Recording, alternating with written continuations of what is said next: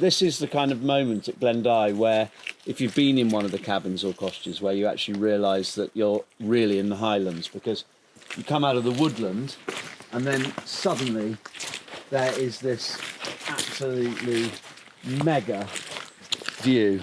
And behind us is Cloch na Ben, or Clach na Ben. And that's a giant, I mean, that really is tall. That must be, what, 100 feet? Yeah. Tor, granite Tor on top of that mountain.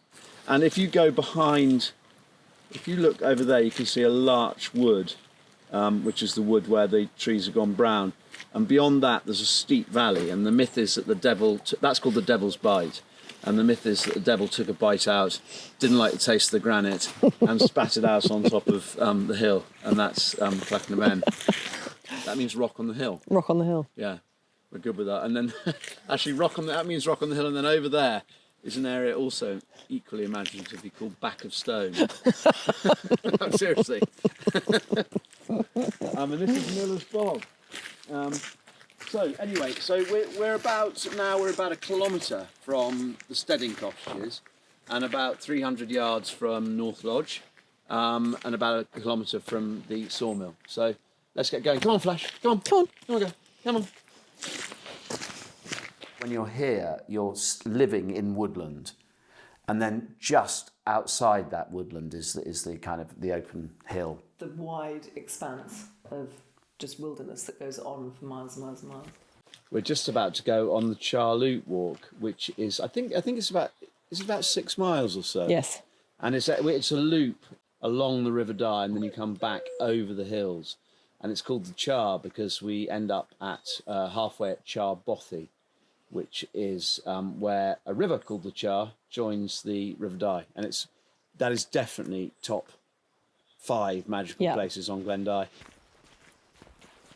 I first came to Glen Dye when I was 23. Charlie brought me up here to, I think, introduce me to the place that he loved the most. And he took me to all his favourite places, and I fell hook, line and sinker. I'd already fallen for him, but I fell for the place hook, line and sinker.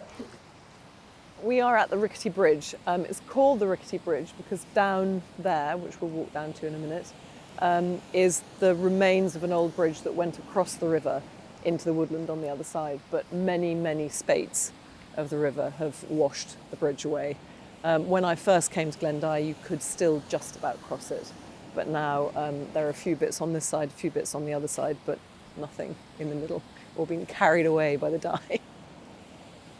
That bank over there, you've got blaeberries, heather, a whole load of moss, real granite, and then the larch and the Scots pine. It's literally exactly how it's meant to be, isn't it?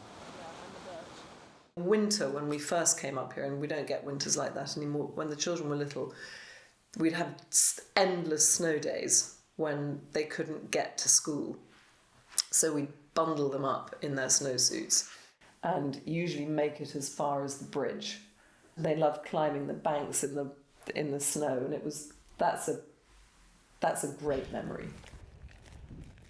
I love the changing views of Cloch na Ben as you walk this walk. Yeah. So you're kind of almost walking round. It appears at the most unexpected moments. Yeah, it does, doesn't it? There it is, watching over you. So we're now about 3 miles from the gate.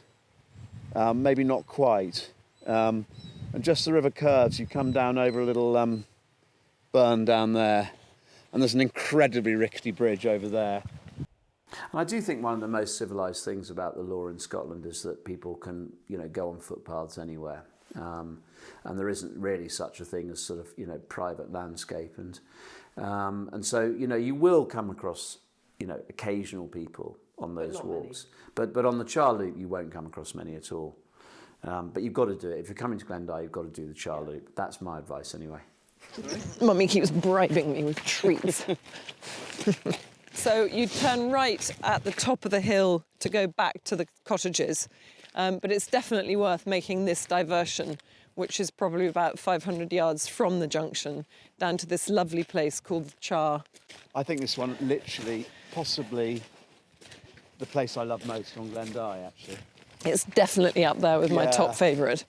The Charr Bothy, we let the Mountain Bothy Association use it, and the idea is that there's a series of bothies across Scotland that people can just hang out in, maybe have a rest in if they're going on a long walk or a night, or just have some food or whatever if the weather's nasty. I don't come in here very much, but this is just run by the Mountain Bothy Association. Just let them use it, and they've done a really great job. Actually. Yeah, they have. They keep it really nicely. Yeah, it's really nice now.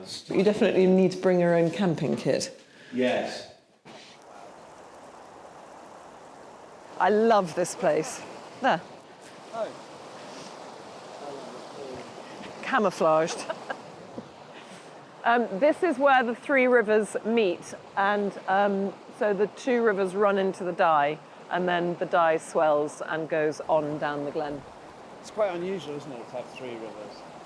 I love that little bit there, with all of those lovely birch trees, Yeah, and it's really lovely. but I feel like this is definitely somewhere that everyone who's on Glen Dye for a holiday should come. You were saying the other day that really your favourite season is whichever season you're in here. Yes. I mean, it's just great, Yeah. and all seasons, All isn't seasons, it's great.